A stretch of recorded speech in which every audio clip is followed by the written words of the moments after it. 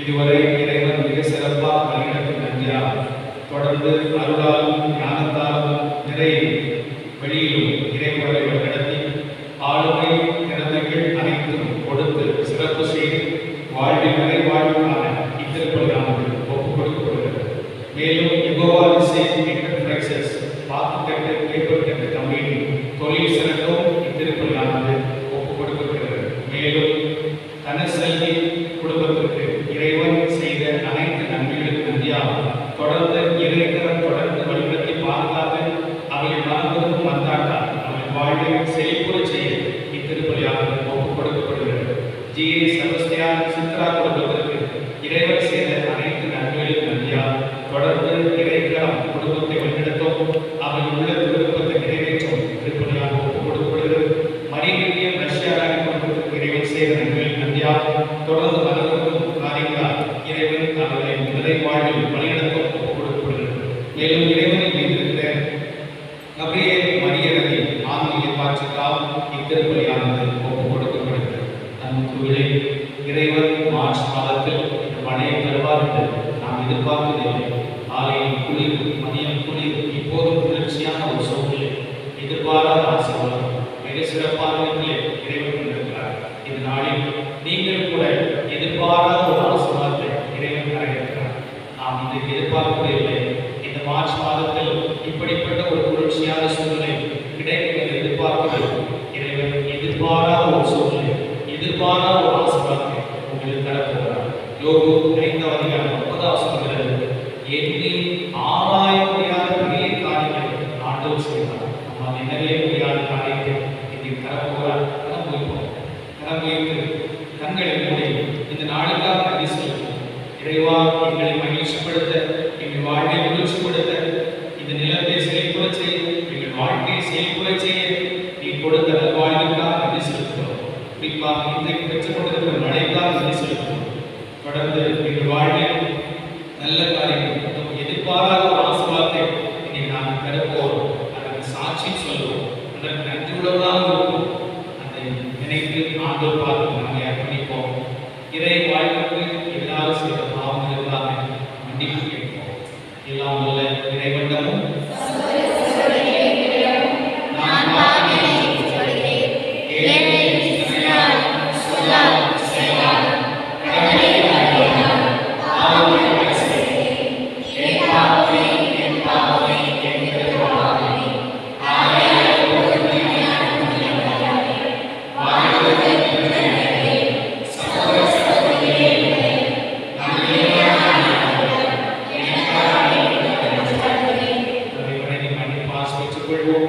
எல்லாம் இறைவன் நம்மீது இறங்க வைத்து நம் பாவங்களை மன்னித்து நம்மை நிலை வாழ்வுக்கு அழைத்து செல்வாராக.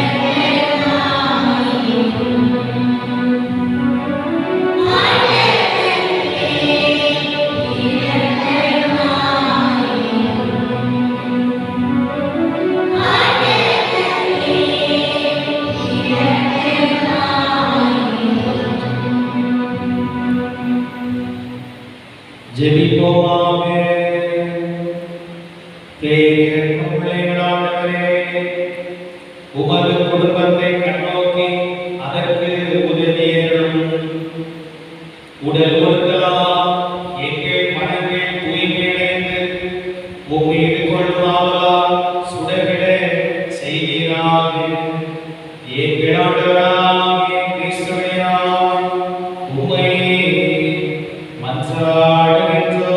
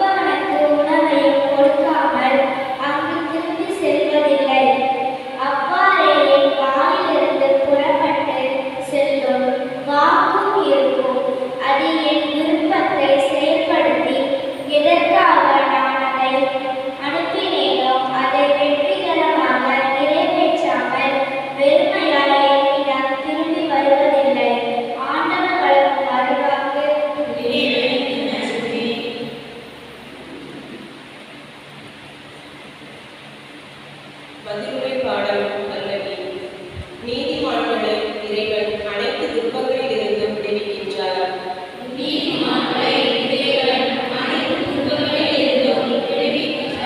என்னுடன் ஆண்டவரை பெருமைப்படுத்துங்கள், அவரது பெயரை ஒருமிக்க மேன்மைப்படுத்துவோம்.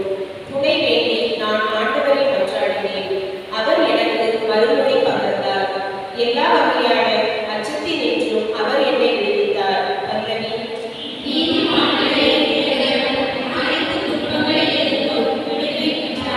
அவரை நோக்கி பார்த்து மகிழ்ச்சியால் வெளிர்ந்தனர். அவர்கள் முகம் அவமானத்திற்கு உள்ளாகவில்லை. இந்த ஏழை கூவி அழைத்தான், ஆண்டவர் அவனுக்கு செவி சாய்த்தார். அவர் எல்லா நெருக்கடியினின்றும் அவனை விடுவித்து காத்தார். பல்லவி.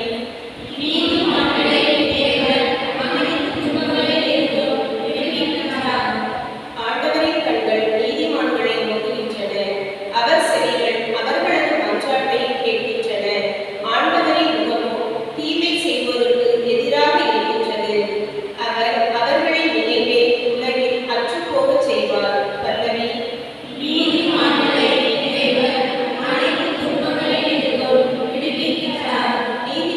மன்றாடும் போது ஆண்டவர் செவி சாய்க்கின்றார். அவர்களை அனைத்து இடுக்கணினின்றும் விடுவிக்கின்றார். உடைந்த உள்ளத்தாருக்கு அருகில் ஆண்டவர் இருக்கின்றார்.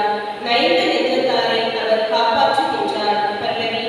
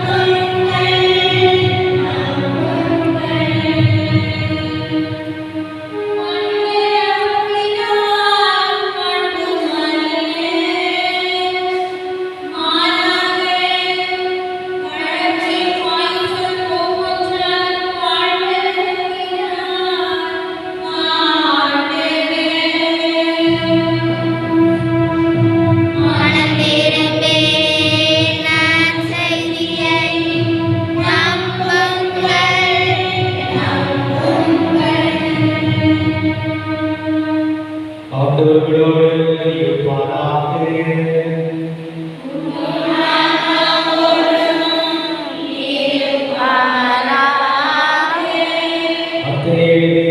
தூய நற்செய்தியிலிருந்து வாசகம்.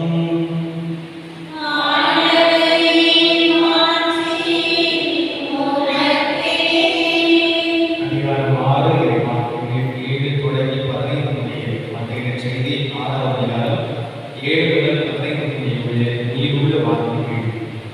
இயேசு தம் சீடரை நோக்கி கூறியது, நீங்கள் இறைவனிடம் வேண்டிக் கொண்டு பிற இடத்தவரை போல விதைத்த வேண்டாம்.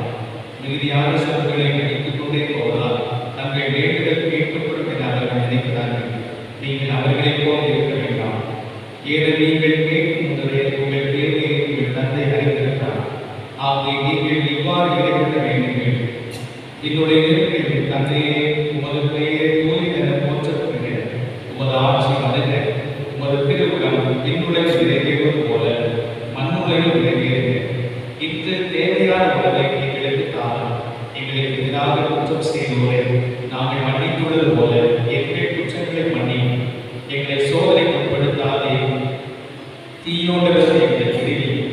ஆட்சி, வல்லமை, மாட்சி என்றென்றும் உமக்கே. ஆமென். மற்ற மனிதர் செய்யும் குற்றங்களை நீங்கள் மன்னிப்பீர்களானால் உங்கள் விண்ணக தந்தை உங்களை மன்னிப்பார். மற்ற மனிதரை நீங்கள் மன்னிக்காவிடில் உங்கள் தந்தை உங்கள் குற்றங்களை மன்னிக்க மாட்டார். ஆண்டவரே, அருள்வாக்கு.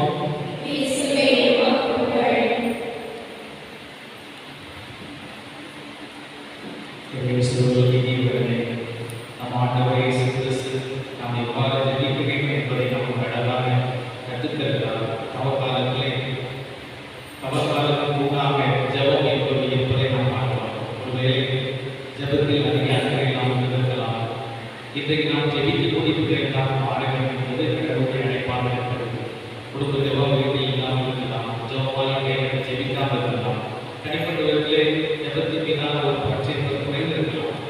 உங்கள் வாழ்க்கையை உணர்வதை பார்க்கும்போது மனிதர்களாக நாம் மற்ற காரியங்கள் ஆன்மீகம் தான் வளர்ச்சி வருகிறது. மற்ற எல்லாவற்றிலும் பொருளாதாரமாக இருக்கலாம், இல்லத்துறை காரியங்களாக இருக்கலாம். அதில் வளர்வதற்காக மனம் இயங்குகிறது. அதை பற்றி நினைக்கிறோம். ஆனால் கடவுள் காரியத்தில் அந்த அளவுக்கு நாம் நினைப்பதே கிடையாது. விசுவாசத்தில் மனிதர்களுக்கு வளர்ச்சி வருகிறது. ஆனால் மற்றதெல்லாம் வளர்ச்சி வருகிறது.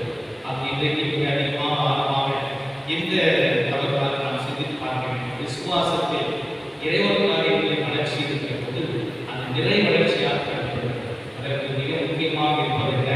ஜெபம். இறைவனோடு உறவாடுவது. நாம் ஜெபத்தில் தப்பாக நினைக்கிறோம், தவறாக நினைக்கிறோம், என்ன நினைக்கிறோம்? மனநிலை கேட்பது, நம்முடைய தேவையை ஜெபிப்பது, இங்கு வந்து ஆலயத்தில் இருப்பதே என்னுடைய தேவையை எழுதியிருப்பது, பட்டியல் கொண்டு சொல்வது. நான் இப்போது பாட்டியாக என்று சொன்னால் என்னுடைய பேரத்தில் வர இந்த மன்றாடுவேன்.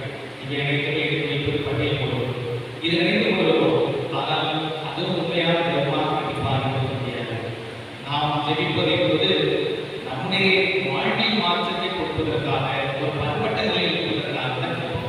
ஆகவே அடிக்கடி ஜெபிக்கிறவர்கள் பண்பட்டவர்களாக மாறுகிறார்கள். அடிக்கடி இறை உலகில் இருக்கிறவர்கள் பக்குவமாக வாழ்க்கை நடக்கிறார்கள். மிக சிறப்பான முறையில் வாழ்க்கையை சீரமைத்துக் கொள்கிறார்கள். அவங்க ஜெபிக்கத்தான் ஒரு மனிதனுடைய வாழ்க்கைக்கு பண்பட்ட நிலைக்கு மாறுகிறது. ஆக நம்முடைய தேவைகளை கேட்போம் என்று சொன்னால் ஏமாற்றம் வருகிறது. பல நிலையிலே இறைவன் தருவதில்லை. அப்போது ஏமாற்றம் வருகிறது. அந்த மாதா கோயில் போய் நடக்கிறது பலர் சொல்கிறார்கள். அந்த இறைவனை கேட்டு போய் இதற்கு என்ன கிடைக்கிறது என்று பலர் சொல்கிறார்கள், கொள்கிறார்கள். ஆலயம் வருவதில்லை. நாம் இறை மன்றாட்டிற்காக கேட்கிற போது நான் என்னுடைய மனநிலை அப்படியே அடிபட்டு அங்கே ஒரு புதிய மனநிலை உருவாக அதுதான் சொல்றோம். ஆகவே நான் பண்பட்டவளாக மாறுகிறேன். அங்கே என்னுடைய தேவை கிடைப்பது அல்ல, மாறாக என்னுடைய வாழ்விலே ஒரு நல்ல குணம், நல்ல வளர்ச்சி ஏற்படுகிறது தான். அங்கே இங்கு வர முடியாமல் பல ஆலயங்கள் வருவதில்லை. எனக்கு அந்த தெரிந்து சண்டை இப்படியெல்லாம் அவர்கள் சொல்லிக் கொடுத்திருக்கிறார்கள். ஆக அப்படிப்பட்ட ஒரு வாழ்வில் மாறாக நான் வந்தேன் என்று சொன்னால், ஜெபித்தேன் என்று சொன்னால் ஒரு பெரிய மாற்றம் தூய்மையாக நல்லவனாக இப்படி மாறுவதோடு பார்த்துக்கிட்டு தான் ஜெபத்தில் இருக்கு. ஆகவே என்னுடைய சுயநலம் என்பது அங்கு சுத்தரிக்கப்பட்டு நான் பிறரிலும் வளர்கிறேன். அதற்கு மிக சிறப்பாக இந்த ஜெபத்தில் உதவி செய்கிறேன். ஆகவே நான் எனக்குள்ளே மன்னிக்க முடியாத இருக்கலாம், பிறரை ஏற்றுக்கொள்ள முடியாத இருக்கலாம், மதங்காக இருக்கலாம், மாணவ இருக்கலாம். இதையெல்லாம் ஜெபிக்கிற போதுதான் அடிபடுகிறது, அழிகிறது. அங்கே ஒரு புதிய உதயமான வாழ்வு என்பது கிடைக்கிறது. ஆகவே இதுதான் ஜெபத்துடைய மையமாக மாறும். ஆகவே அடிக்கடி ஜெபிக்கும் போது கூட நம்முடைய கைகள் பிறருக்காக விரிவதை நாம் பார்க்கலாம். நம்முடைய கையை பிறருக்காக விரிவது, நம்முடைய காலில் பிறருக்காக ஓடுவது, இதெல்லாம் இந்த ஜெபத்தில் மிகப்பெரிய அதிசயம்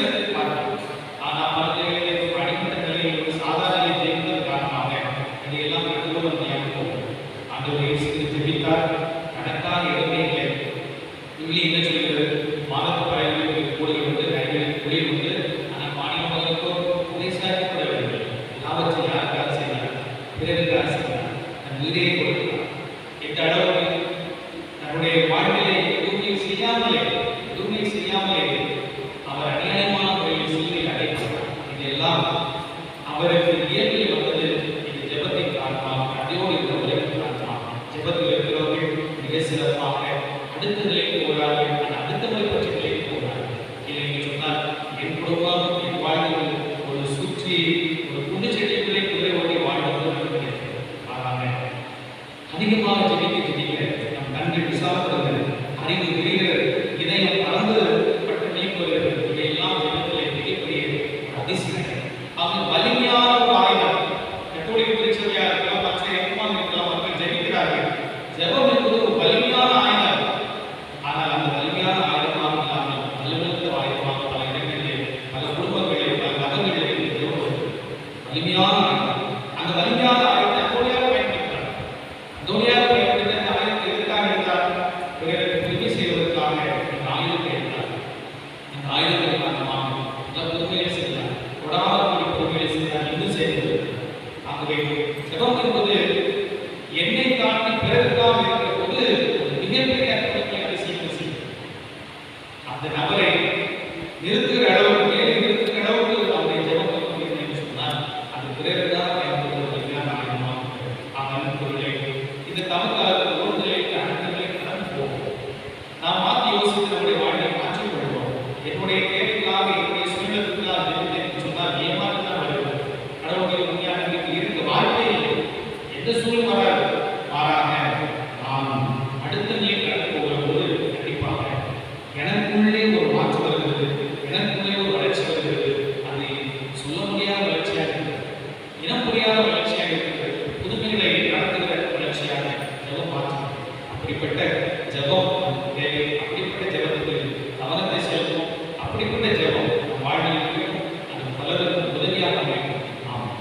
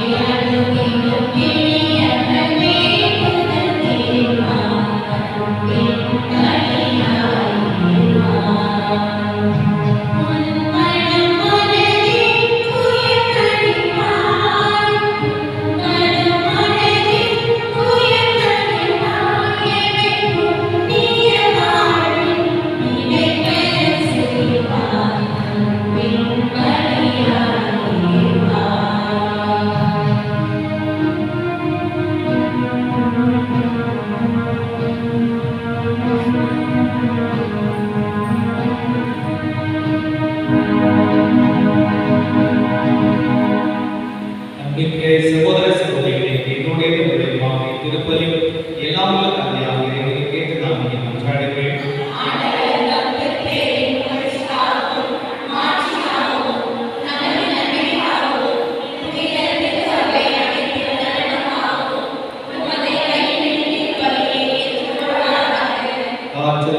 ஆண்டவரே, உமது மிகுதியான நன்மையிலிருந்து நாங்கள் கொண்டு வருவதை ஏற்றருளும். நீர் எங்களுக்கு கொடுத்துள்ள இவ்வுலக கொடைகளை நிலைவாழ்வுக்கு ஏற்றவையாக மாற்றுவீராக. எங்கள் ஆண்டவராகிய கிறிஸ்து வழியாக உம்மை மன்றாடுகின்றோம்.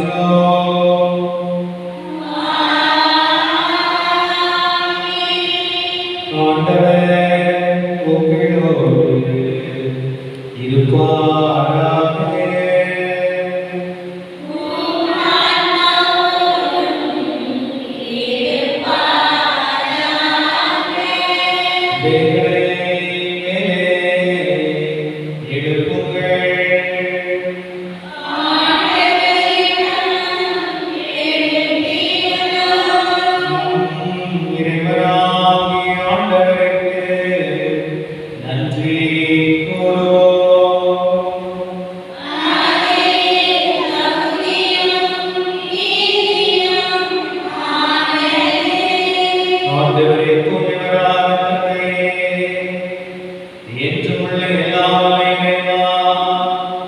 என் ஆண்டவரிடத்திலும் நாங்கள் வந்து நன்றி செலுத்துவது மெய்யாகவே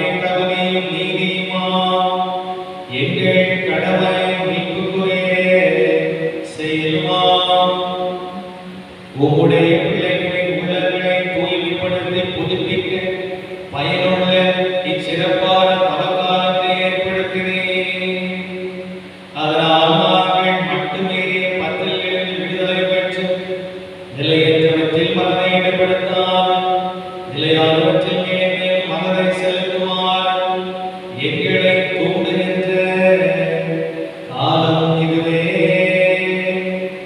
தாமே புனித மாதவர் அனைவரோடும் சேர்ந்து நாங்கள் உம்மை புகழ்ந்தேத்தி முடிவின்றி பாடுவதாவது.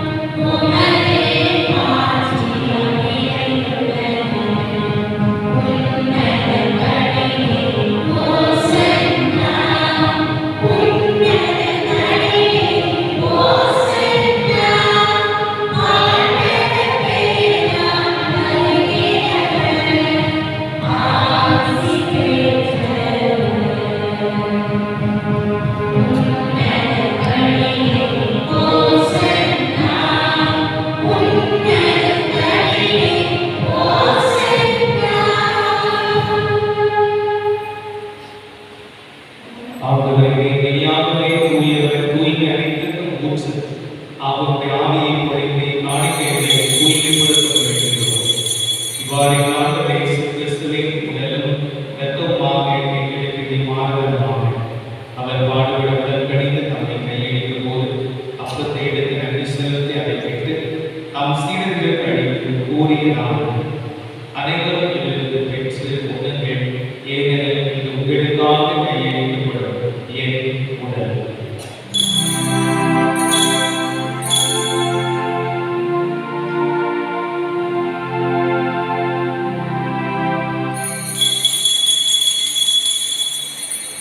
அவர்களுடைய இரவு தினத்தை விடுத்து மீண்டும் நன்றி கூறி தாம் சீடர்களுக்கு அழைத்து அவர் கூறியதாவது: அனைவரும் இதிலிருந்து பெற்று பரவுங்கள், ஏனெனில் இது புதிய நிலையான உடன்படிக்கைக்குரிய என் இரத்தத்தின் பின்னால்.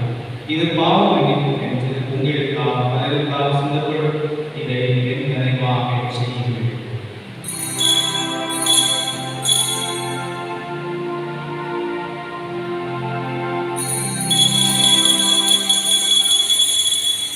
நம்பிக்கையின் மறைபொருள்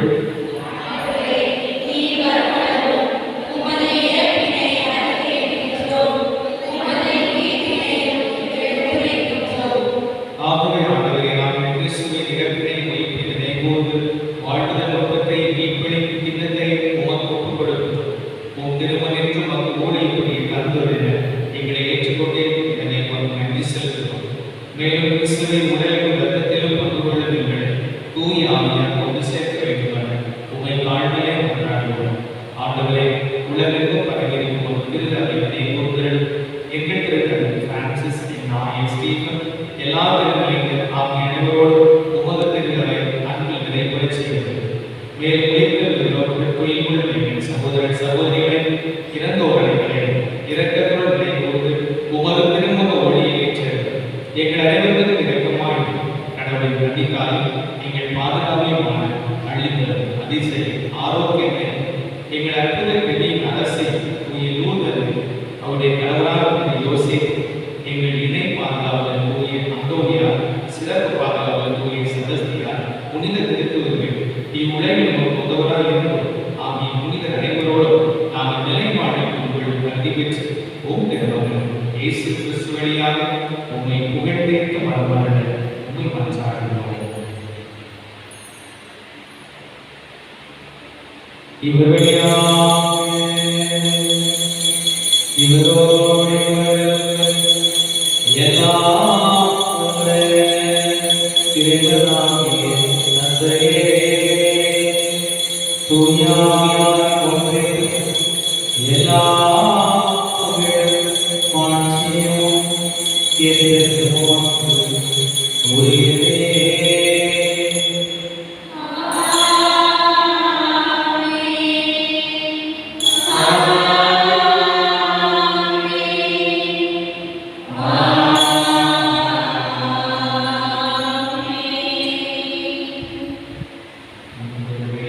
மழை போலீஸ் அவர்கள் மழையை கொடுக்கப்பட்ட நன்றி சொல்லுவோம். நம் வாழ்க்கையில் இந்த மார்ச் மாதத்திலே நல்ல செழிப்பாக இறைவன் தருகிறார் என்பது அடையாளம். வெளியில் பார்க்கிற எல்லா அடையாளம் இறைவனுடைய பிரசன்னம். ஆகவே அந்த அடையாளமாக தான் அந்த மழை இறைவன் தந்து கொண்டிருக்கிறார். இந்த மார்ச் மாதத்தில் நம்முடைய மனமாற்றத்தை காரணமாகும் இறைவன் இந்த மாதத்தை நல்ல செழிப்பாக மாற்றுவார். நம்முடைய குடும்பத்தை அவர் செழிப்பாக மாற்றுவார். ஆகவே இறைவனை நாம் நன்றியோடு பார்க்கிறோம். வாயார உளமாற உள்ளத்தின் ஆழத்தில் அவர் கற்றுக் கொடுக்கிறவர்கள் சத்தமாக சொல்லி அவரை போற்றுவோம். என்னுடைய என் தந்தையே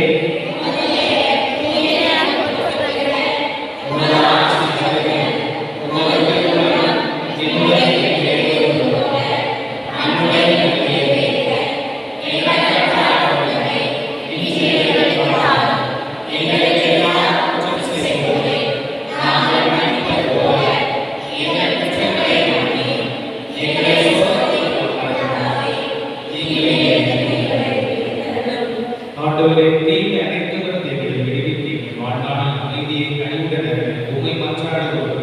உமது இரக்கத்தின் உதவியால் நாங்கள் பாவத்திலிருந்து எப்போதும் விடுதலை பெற்று யாதொரு கலக்கத்திற்கு நலமாக இருப்போமா.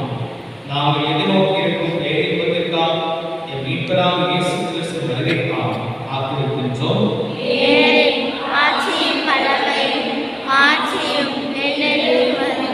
ஆண்டவரே இயேசு கிறிஸ்துவே அமைதி உங்களுக்கு விட்டு செல்கிறேன். என் அமைதியை உங்களுக்கு அளிக்கிறேன் என்று உம் திருத்தூரில் பணிக்கிறேன். எங்கள் பாவங்களை பாராமல் உமது திரு அறை நம்பிக்கையை கண்ணோக்கி உமது திருவுலகத்தை ஏற்ற அதற்கு அமைதி ஒற்றுமை அளிக்கிறது. என்றென்றும் வாழ்ந்து ஆட்சி செய்கின்ற நீரே அவங்களுடைய அமைதி உங்களோடு ஏற்று இருப்பதாக சிறு முகத்தோடு புன்னகை போங்க ஒருவருக்கு ஒரு அமைதி சமாதானத்தை அறிவித்து மகிழ்வோம்.